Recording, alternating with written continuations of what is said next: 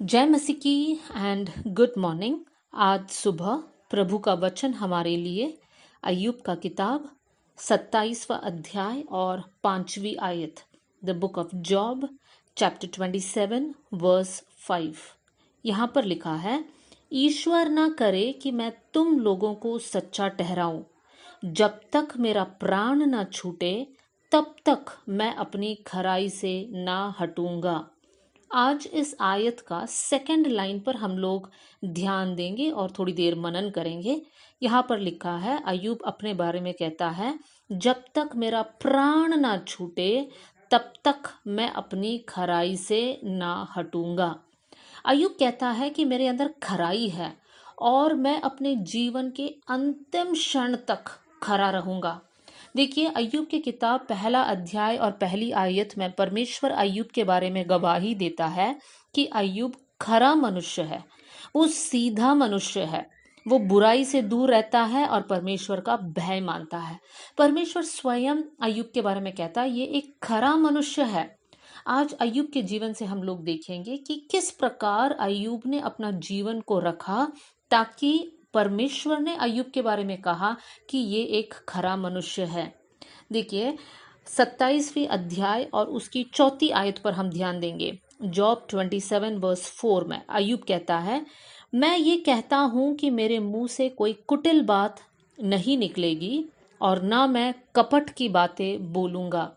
अय्यूब कहता है, अय्यूब का स्वयं के जीवन के बारे में, कि उसके मुंह से झूठ नहीं निकलेगा और कोई भी गंदी बात नहीं निकलेगा। देखिए, एक खरा मनुष्य, एक ऐसा मनुष्य जो कहता है कि मेरे अंदर खराई रहेगा, उसका स्वभाव ये है कि उसके मुंह से झूठ नहीं निकलेगा। चाहे हम ऑफिस में हैं, घर में हैं, फ्रेंड्स के साथ हैं, कहीं भी क्यों ना हो, हमें इस बात का ध्यान देना है कि हमारे मुंह से कोई भी गंदी बात या झूठ की बात ना निकले। एक भजन का एक आयत आपके सामने रखना चाहती हूँ, भजन 101 का दूसरी आयत।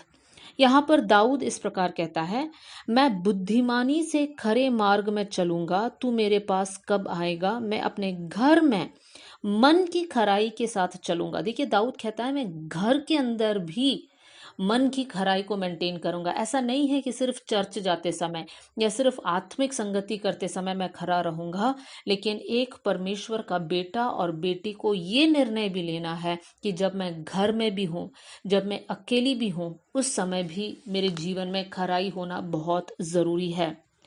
अय्यूब फिर अय्यूब का किताब उसका 31 अध्याय और उसकी पहली आयत में अय्यूब इस प्रकार कहता है, मैंने अपने आंखों के साथ वाचा बांधी है, फिर मैं किसी कुंवारी पर कैसे आंखें लगाऊं। देखिए, अय्यूब खरा मनुष्य है और इसलिए वो कहता है कि मैं अपनी आंखों के द्वारा भी पाप नहीं करता, मैंने कभी किसी कुंवारी पर गलत नजर से नहीं देखा। मेरे प्रियो, हम भी ये निर्णय ले, अगर प्रभु हमारे बारे में कहना है कि हम खरे लोग हैं, तो हम भी हमारे मुंह से पाप ना करें, हमारी आंखों के द्वारा भी हम पाप ना करें। हम गलत चित्रों को ना देखें, गलत मैगजीन को ना देखें, गलत तरीके से लोगों को ना देखें। इतना ही नहीं, हम लोग देख सकते हैं अय्यूब उसका 31वां अध्याय और उसकी 13 वर्स, 31 का 13 में इस प्रकार लिखा है, जब मेरे दास या दासी ने मुझसे मेरी शिकायत की, तब यदि मैं उनका हक मार दिया हो। यहाँ पर अय्यूब कहना चाहता है, मैंने किसी भी इंसान का हक नहीं मारा है। मतलब किसी का पैसे देना था तो मैंने दे दिया, किसी को कुछ देना था तो मैंने दे दिया, उनका तनख्वाह दे दिया, उनको जो देना था दे दिया। मैंने किसी का जो हक है मारकर अपने पास नहीं रखा। देखिए, अय्यूब कितनी अच्छी अच्छी बातों को यहाँ पर कहता है।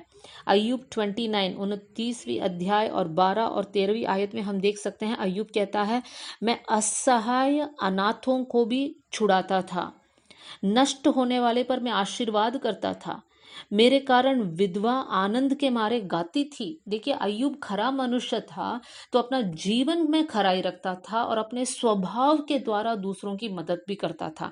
इसलिए परमेश्वर कहता है अय्यूब के बारे में, ये खरा मनुष्य है, ये सीधा मनुष्य है, ये प्रभु का भय मानता है और परमेश्वर के साथ साथ चलता है। क्यों ना हम भी ये डिसीजन ले, अय्यूब समान हमारी आंखों से हम पाप ना करें, हमारे मुंह से हम पाप ना करें, हमारी सोचों के द्वारा हम पाप ना करें, किसी का हक ना मारे, हम उल्टा अच्छे कामों को करें, अनाथों की मदद करें, विधवाओं की मदद करें, जो नष्ट हो रहे ऐसे लोगों की हम हेल्प करें। आइए हम लोग प्रार्थना करें। स्वर्गीय पिता, आज का वचन के लिए धन्यवाद देती हूँ प्रभु जी। परमेश्वर, हमारे जीवन को हम समर्पण करते हैं प्रभु। आप दिल में खराई को चाहते हैं प्रभु, हमारे जीवन में खराई होने पाए प्रभु, हम सही बातों को देखें, हमारी आंखों से हम पाप ना करें, हमारे शब्दों से हम पाप ना करें प्रभु जी। प्रभु, किसी के साथ हम अन्याय ना करे कर कर हम प्रार्थना करते हैं।